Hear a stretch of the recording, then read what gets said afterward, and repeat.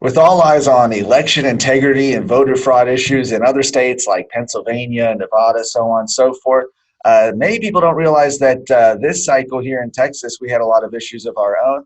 Erin Anderson joining me now to talk about that. Erin, this was a really, really wild and trying cycle when it comes to election integrity, even in Texas. Well, that's right, Brandon. Obviously, responding to the coronavirus concerns, we ended up throwing a lot of our usual procedures out the window, which is not something we want to do. Uh, from our governor making up new expansions of early voting, down to local officials like Harris County Clerk Chris Hollins making up drive-through voting, a brand new way to vote that is not in our election code. So what we want to look at in the upcoming legislative session is to make sure processes we have are solid, and that we address some of these things that came up on the fly with people responding to these emergency situations, and to a bunch of lawsuits filed by the Democrat Party to try to overturn our laws in the courts, which is not where we want to be creating election law. Yeah, and people might remember, I mean, you go back to earlier this year when you had the Democrats fighting to expand mail-in balloting to anybody who basically wanted one. They said, oh, a fear of the coronavirus constitutes a disability.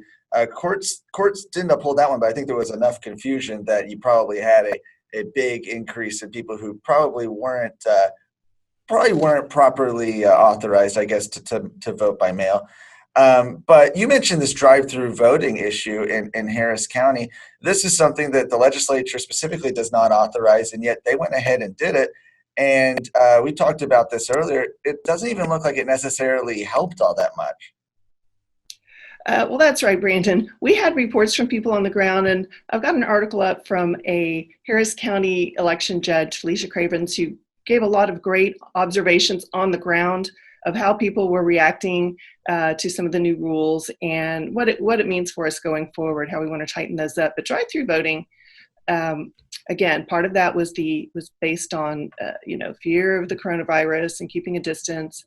But what we heard is that a lot of people that were just driving up to a regular polling location were just waved on over to come into the drive-through line instead, so that a lot of that volume that they did have in drive-through voting, those voters were already going to vote anyway. It didn't create new voting opportunities, just a different variety of voting. And some people really just kind of liked the novelty of it, just like with the 24-hour voting that they decided to do in Harris County, which had very little turnout other than a party they had with a band to draw people out.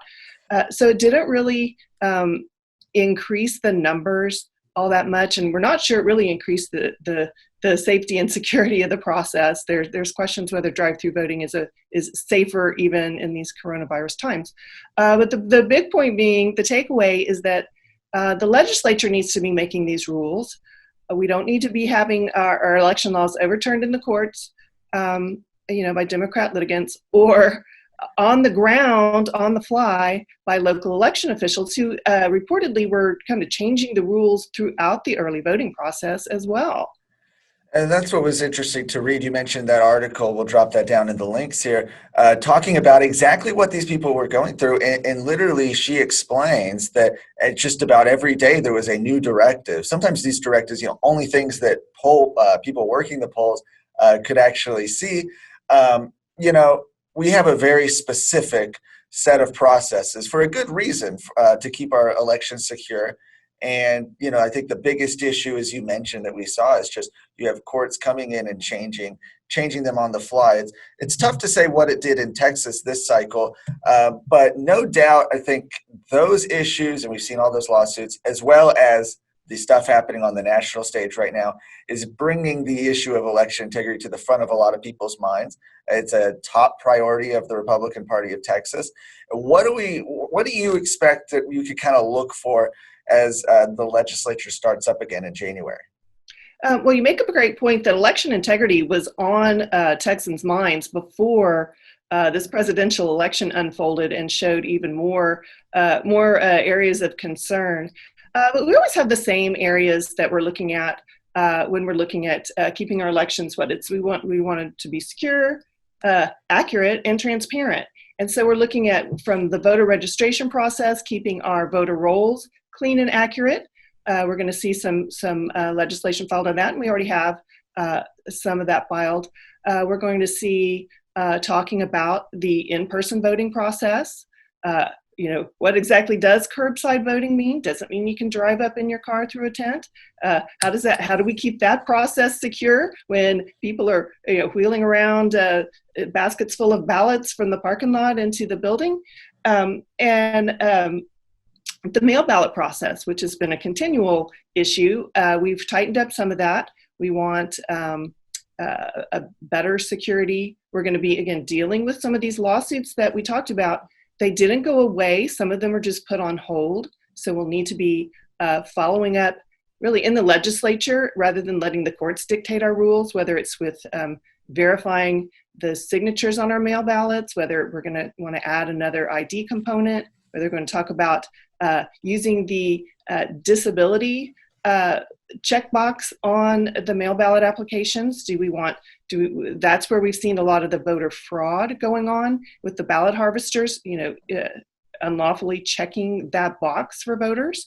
And the counting process is always an issue too. And we've seen yet again sort of a lack of transparency as people who want to be watching the process have to argue their way in or get tossed out or what have you. So we're going to see up and down lessons from this election, as we always do,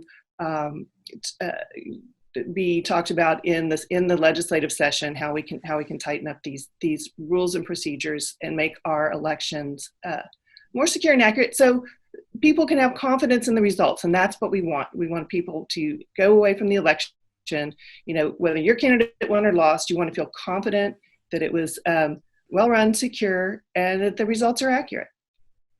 Absolutely. One last thing. We saw a little bit of this at the whole timeline is kind of running together in my head, but it was relatively recently a court ruling that Texas had to implement a very limited form of online voter registration. Is that something you think is going away, or what's the future of online voter registration? I don't think that's going away. Many states, I think over 30 states already have it. Clearly, some states have found a way to securely implement it on some basis. It's tied to the national, motor voter law, and that's how this court case came about. If, again, rather than letting the court dictate some rules for doing it, the better approach is for our legislature to come in with a solid, secure process that has more safeguards involved, that we are allowing only eligible people to get on the rolls, and a safe, secure online system, which, again, some other states have managed to do. This is going to require coordination between our Secretary of State's office and Texas DPS, who keeps that license data, and that's always been part of the problem, getting that coordination and getting what we feel is a secure system and tied into list maintenance, which is what it happens at the national level as well. You want as many people as possible to register, but you want only eligible people to be on those rolls at any time. Right. Absolutely. We'll be watching for that. Bill filing, pre-filing started this week. That's going to continue through February, March. And so now is the time to start contacting the lawmakers about any sort of legislation you wish to see filed in these upcoming legislative session. Thank you so much for joining, Erin. Thank you, Brandon.